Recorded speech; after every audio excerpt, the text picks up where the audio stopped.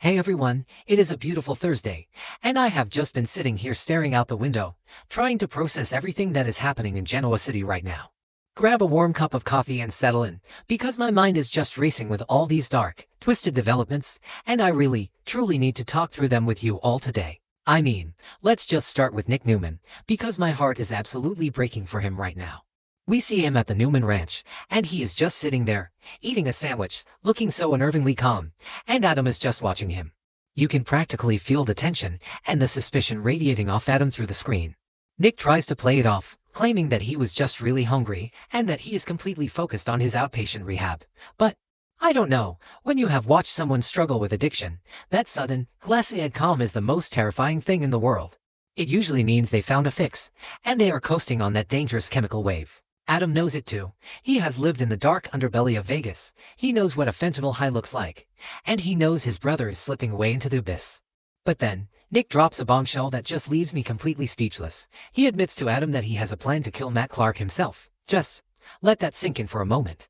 Nick Newman, the guy who always tries to be the moral center of that family, the protector, is calmly plotting a premeditated murder while eating a sandwich. It is so chilling. And it is not just some wild, heat-of-the-moment threat that he is throwing out there.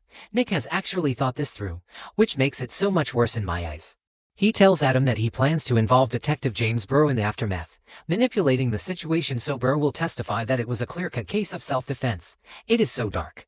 It just shows how deeply Matt Clark's return has fractured Nick's psyche, the trauma from what Matt did to him and Sharon in the past. It is all boiling over, mixed with the toxic, numbing influence of the drugs in his system. I actually found myself holding my breath watching Adam's reaction to this confession. It is almost painfully ironic, isn't it, Adam?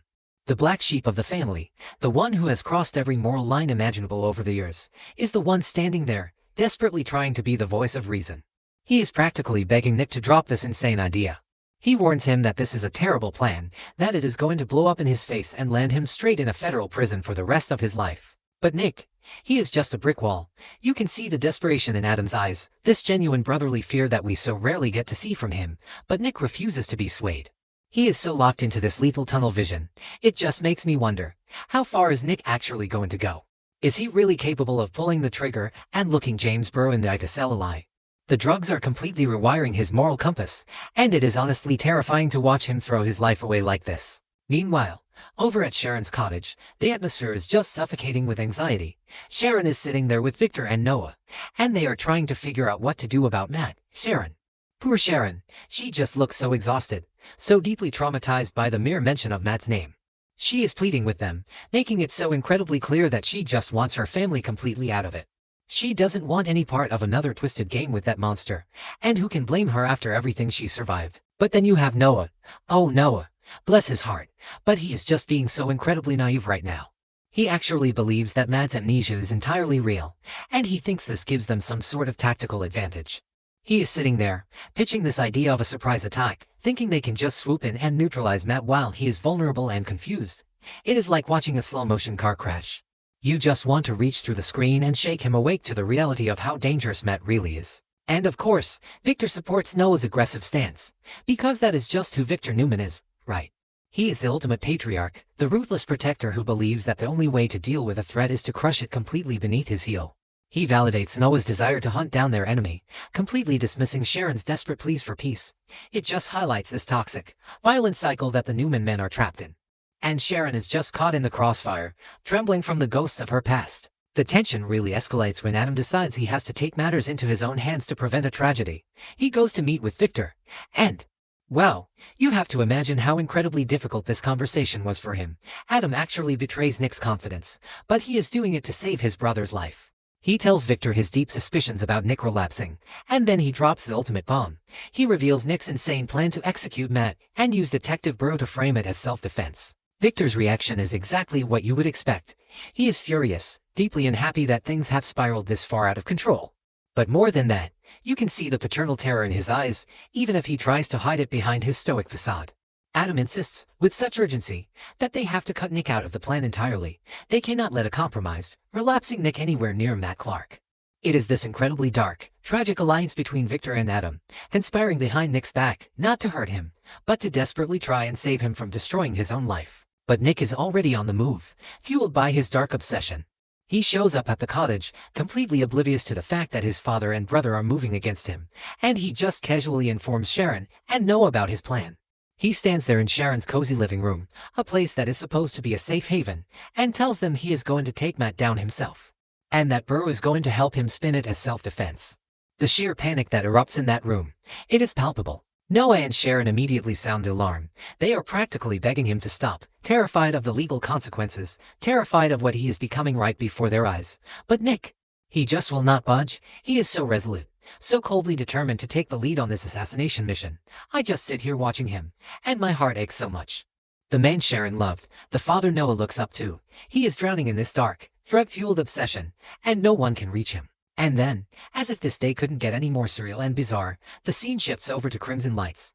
And who do we see sitting together at a table? Matt Clark and Patty Williams. Talk about a chilling, completely unexpected combination.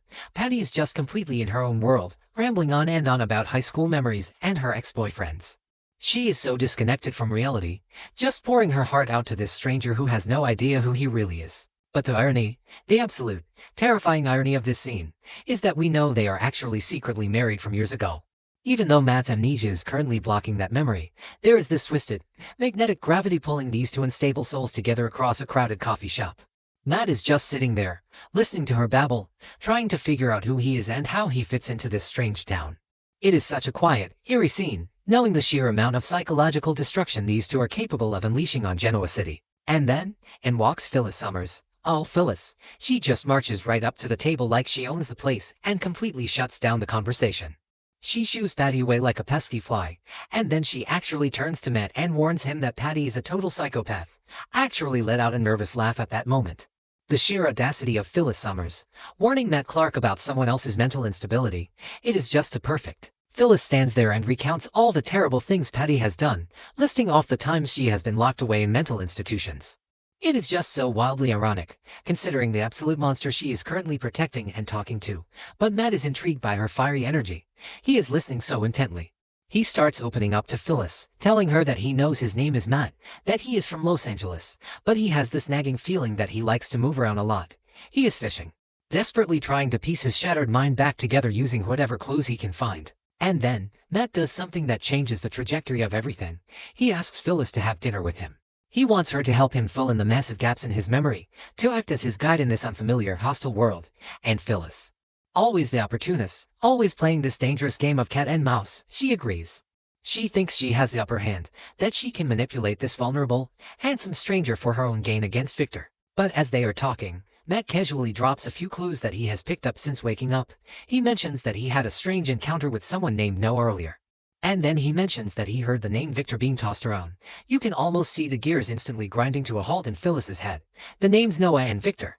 They are massive, blaring red flags. She leans in, her curiosity masking a sudden, creeping dread, and she asks him for his last name, her voice barely a whisper. He looks at her, so innocently, so completely unaware of the devastating weight of his own words, and he says, Matt Clark. And then he tilts his head and asks if that name means anything to her. The look on Phyllis's face in that exact moment, it is pure cinematic gold. She just stares at him. The silence between them is deafening. You can see the exact second the puzzle pieces violently snap together in her brain, forming a picture of pure horror. She realizes, with absolute, blood-chilling clarity, that this handsome, amnesiac stranger sitting across from her is the very same monster who tortured Sharon, who terrorized Nick, who is the ultimate, historical enemy of the Newman family. The realization just washes over her, and you can see the panic and the cold calculation warring in her eyes. It leaves me with so many burning questions. What is she going to do next? Will she run screaming? Will she try to use him as the ultimate weapon? I'm just sitting here, completely on the edge of my seat, waiting to see how this explosive secret is going to detonate and destroy everything in its path.